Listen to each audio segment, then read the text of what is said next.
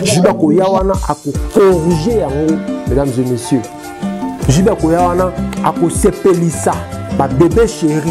Ndenge yemoko mesana pour sepelisa, ma bébé chéri.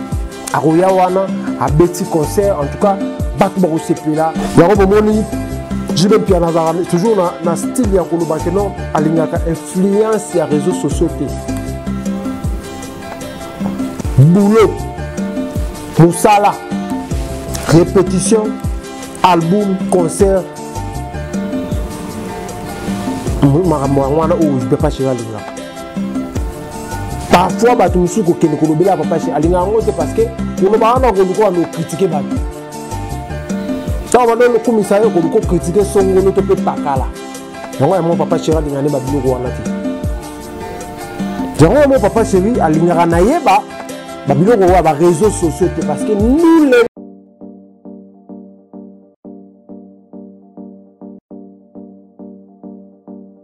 Aïe, aïe, aïe. La chaîne d'actualité, la chaîne qui vous informe à chaque moment. Souligner l'élément important. Ouais. L'homme gère avec la tête, mais la femme gère. C'est sa complication. L'église du Congo a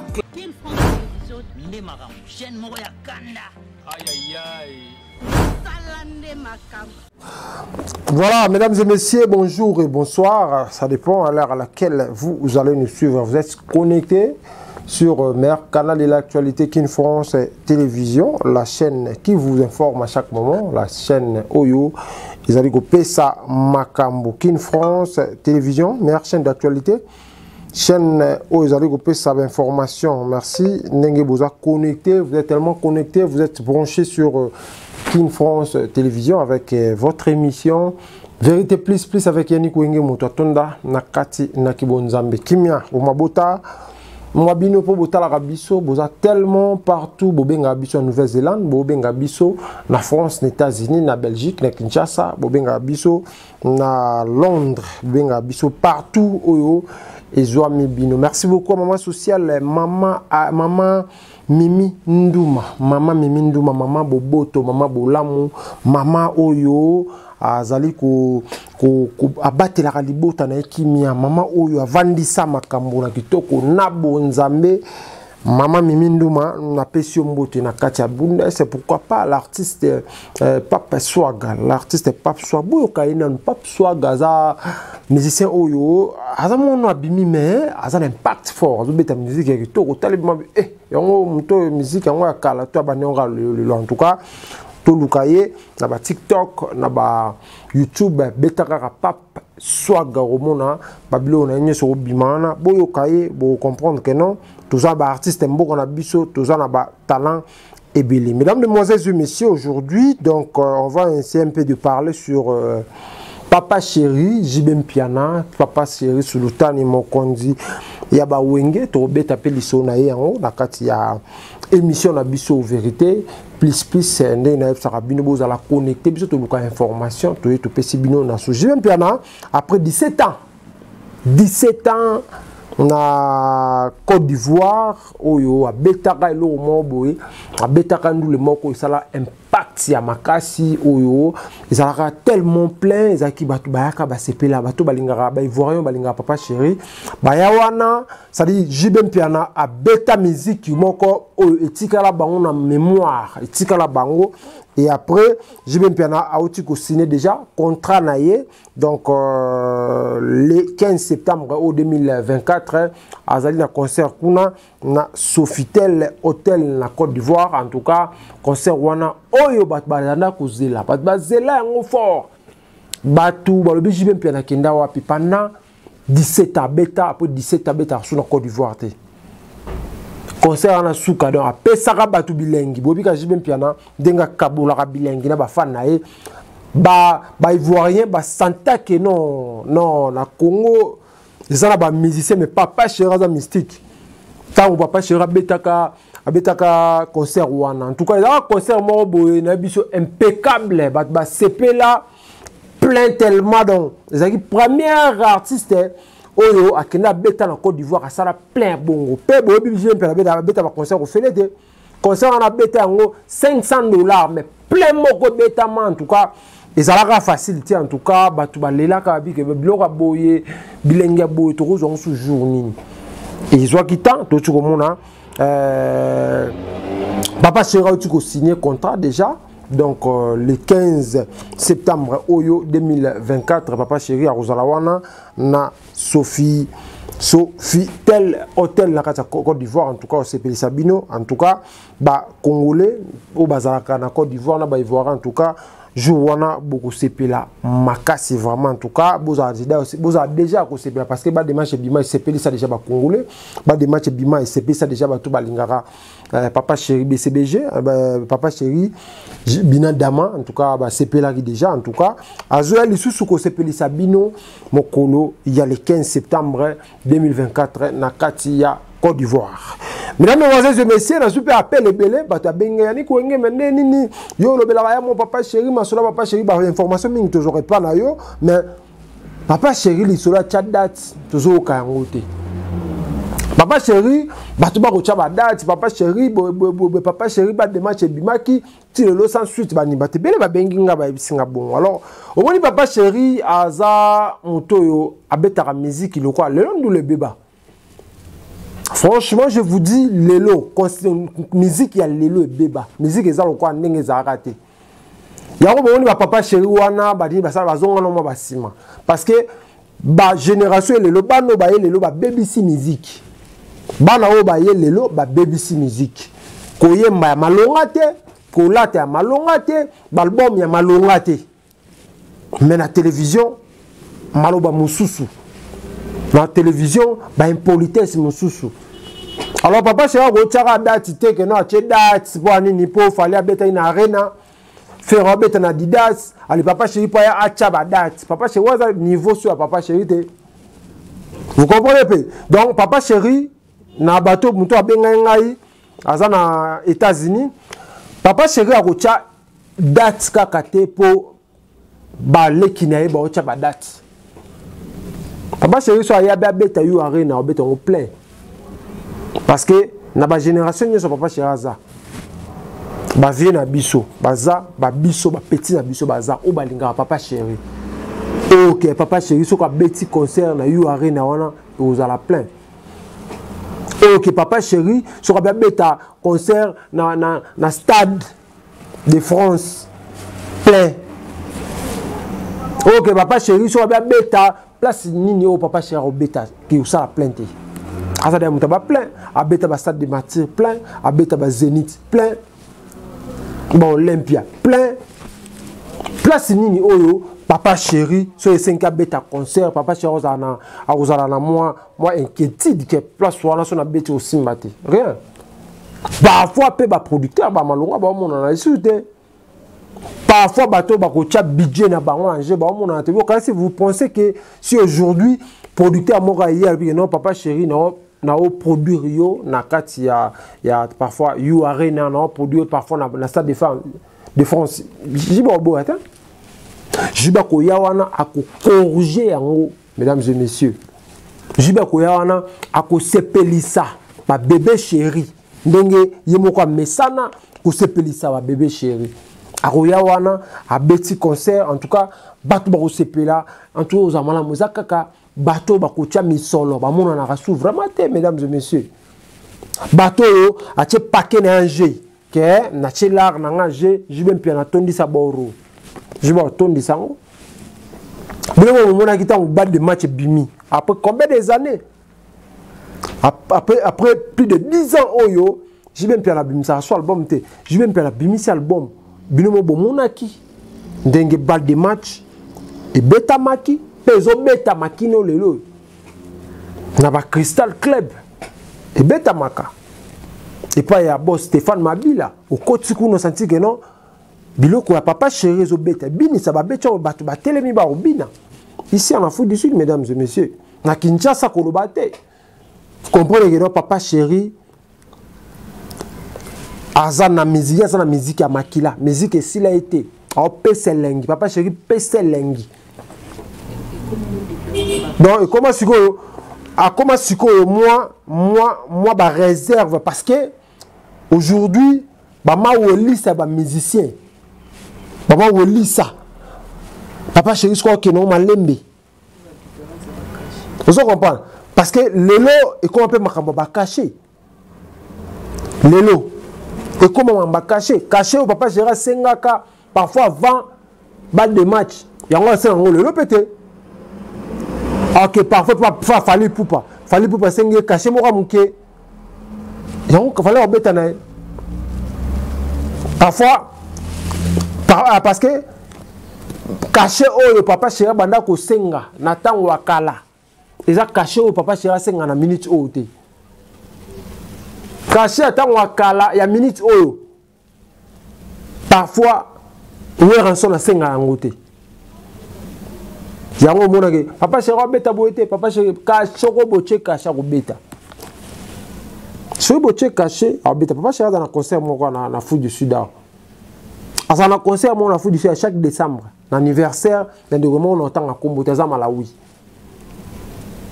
ayaka wa pour cacher zalaka musicien mamutu tout balarba musicien aller retour na bango ba visa mamutu tout ayaka beta aussi parce que Malawi tu wana a respectaka contrat ou salana ye pas respectaka cacher au papa chéri sengarai mais c'est que mutu moko ayaka chep budget que papa chéri il faut livrer concert na arena il faut livrer concert na Stade de France to pe wapi papa chéri yo betango concert nini bogola kisanga o jibe mpiana beta mpiaka na éviter banda jibe mpiana sala jibe mpiana concert nini akenda betango abeti mpiaka na luté j'ai pas vu ça parce que ngana mona wenge yani ki wenge kombo ya wenge ezate pour na landa ba wenge kombo ya wenge eza poste no ngai eza no nanga wenge mobalima yannick eza kombo ya famille eza kombo mo boite ke no ba te be ba tu nanga pe ba question na yannick wenge landa te naza mona ya wenge nalinga musique ya wenge naza mwana ya wenge kombo nanga Yannick Wenge kombo nanga o papa na biso apesanga kombo papa nanga Wenge kombo nanga Wenge donc ils arrêté à ku flatter que non we ata wo ensemble na tunanga question là wo ensemble na tunanga question petit vraiment nga kali wa kala ngala ka sabma kombo na c'était wala kombo a père nanga kombo nanga à l'époque quand j'étais le temps on zana Kinshasa. Vous comprenez un peu? Donc, tozalaka wana pona ko support bato yo bazo beta musique ya kitoko bato yo bazo sepelisa bato yo bayo na musique éducative on est là pona to soutenir bango o sala nzembo mo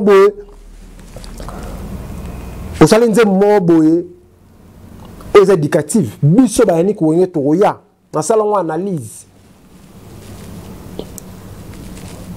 tous à analyse sur ça le moment beto ko critiquer non on est là pour soutenir l'artiste na biso tous en a besoin culture na biso et mata et que ne liboso ne souci à biso tous en nango parce que lelo culture et baby parce que y a certains musiciens au bayenda ba mafinga bayenda bata ko finga ke zongi ya ko bomoni jibe piana toujours na style ya koloba ke non alingaka influence ya réseaux sociaux té boulot musala répétition album concert makamwana o je peux pas chéri alingaka parfois batu musuko kende kolobela papa chéri alingaka ngote parce que koloba na koluko no critiquer batu. Ça va dans le commissariat qu'on peut critiquer son golo to pe pakala. Yango mon papa chéri alingane ba biloko wana ti. Yango mon papa chéri alingara na yeba ba biloko wa ba réseaux sociaux te parce que nous les nabiso soki lelo et kiti c'est parce que ko finga musicien son golo to pe pakala. Ndeko na biso kiti watanabi moto na timbi. Abimisa album na ye. Nako bimis album na kotakeye babandi kotakeye j'espère que bon personnellement na mona ki eza faute non hérité watanabe Héritier Watanabe étant chemin de la gloire et bimi, il fallait venir à la télé pour nous la promotion de l'album nayo. Beti banze bakitoko. Héritier Watanabe, en tout cas félicitations parce que au beti banze bakitoko. En tout cas, au beti vraiment beti ba deboro simbi kotoyo na ba fois un faible so nini. Au senti que non musique izana au senti feeling. Au senti ba musicien yembi ba parole na kata nzembo wana. Mabe comme on a les émissions te ba jouer ça on a calé là au soye au le ba betela yo ma solo ya chemin de agua beaucoup betela ma solo ba maison mère ma solo ya yona ya nani na Fabregas tout ça pour ça ça la promotion au le que ba tu n'aura pas question ba oh Fabregas oh yona miel bu kabone la nini yo ça la nini. Ça la promotion dans l'album non ça bien parce que bana posa yo kango batu bazana posa ba yoka chemin de la gloire malamu parce que bana posa ba yoka yango bana posa ba yoka te ke héritier za betaka soki mela betaka mbata so na aéroport soki nini so bana posa nango te Fabregas za sala soki nini on n'a pas besoin de ça dans un moment où tout ça na posa nango te tout ça na posa héritier Watanabe yebisa biso nzembu ya par exemple on a quand qui monté moi à King Kester wana pourquoi intéressé à yango parce que Eminem sala banzeme belé pourquoi pour neka wana de la ville pourquoi pour neka wana donc les andengeni on expliquer biso ba contenir ba chanson wana o yembi na kati ya chemin de la gloire le ba journaliste ba comme ko distrait yo au bout de la promotion.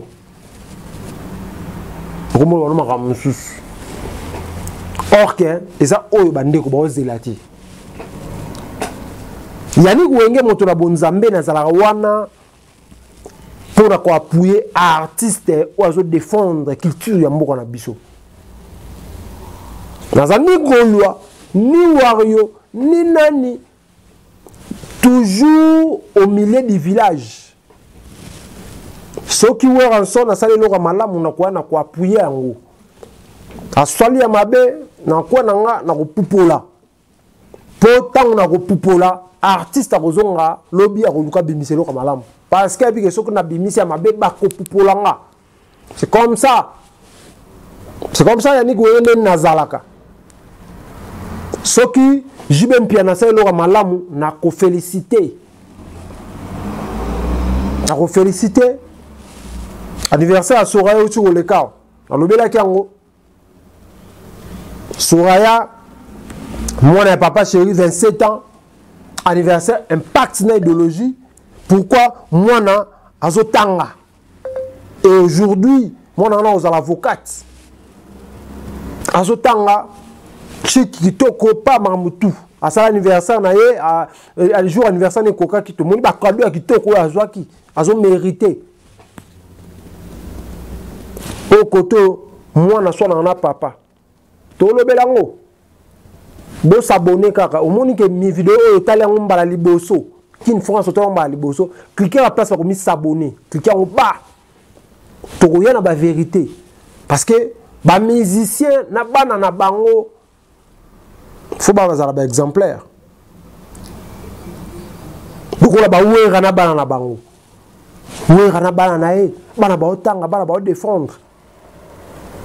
Bana ba bet anglais bana ba sisi banchiki ministère mususu yena bana barando mwana abokeli papa jeton papa abokeli mwana jeton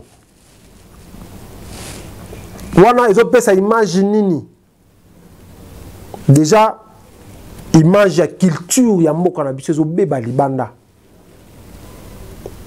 parce que donc bosala biloko bosala on peut kana ba français ivoirien moko vanda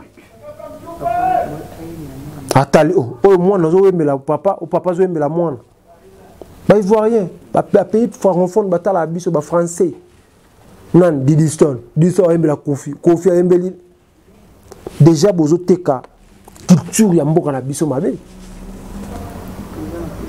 toza na posa musique na biso ezwa valeur culture na biso emata parce que kita makasi mboka na biso ezali musique ya mboka na biso emata ndenge ezalaka kaka esala biso bien fort qui est tovivaka na bafutilité misusu oyo ezokitisa valeur ya culture na biso. Voilà, c'est ça. Papa chéri, en bref, akopiakula arena, apiakuli Adidas, apiakuli Stade de France. En condition, ce qui m'a bimi a tie paquet na ye. Bon, même contrat au ya Côte d'Ivoire, c'est un bon belé. Après 17 ans, babité papa chéri, ba musicien belé ba lekawa. Ba musicien belé ba beti ta bango na Côte d'Ivoire. Ba musicien belé ba beti na Sofitel. Le bureau yo salaka non, oza vraiment mokonza ba wenge. C'est pour cela, mesdames et messieurs, basengi Jibem Piana aya kozonga beta. Ako pupola yango. Na ebite bo comprendre nga mesdames et messieurs. Soki bateli arena, you arena. Bateli soki Kovo arena, Stade de France, bateli ba sala minene wana. Papa chéri ako pupola yango lokola na ebite ya kobuka yango pe. Papa chéri ako sala biloko te ya mike oyo o mike lelo lobi.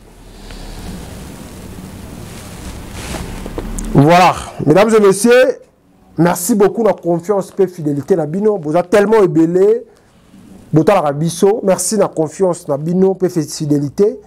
Et ça la biso bien, pour Kin France Télévision, meilleur canal de l'actualité, la chaîne qui vous informe à chaque moment. Moi, le vôtre Yannick Wenge, motaton dans la Kibonzambe, toujours beaucoup d'informations, ma casse pour tout ça bino, bateau yo, botala rabiso na boké bignon. On a une essengo, vous êtes tellement ébélé.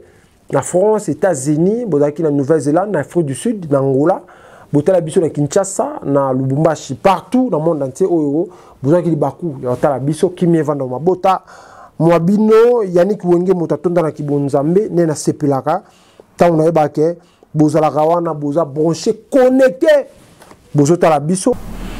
Voilà, mesdames et messieurs, nous sommes arrivés à la fin. Maman, Mimi Ndouma la pêche mboté, exemple, maman ne soit pas Bundes, maman ou Aosala, maman Lamu, maman Mimi Ndouma la pêche vraiment mboté et à ma casse. Maman ne soit Bundes, on a besoin de conseils, plus de conseils, ndé nous vendons les balles, ndé nini, aux alamalam, activités, nous alamalam, boulga, maman Mimi Ndouma, on peut savoir nos conseils en tout cas.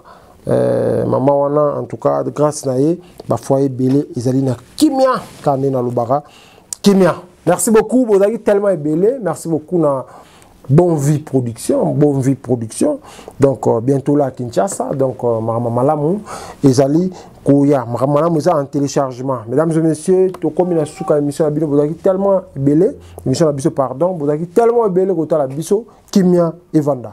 On mabuta ba.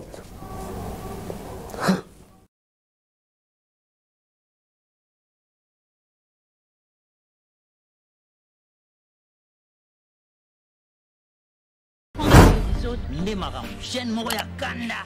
Aïe aïe aïe. Sala nde makamu.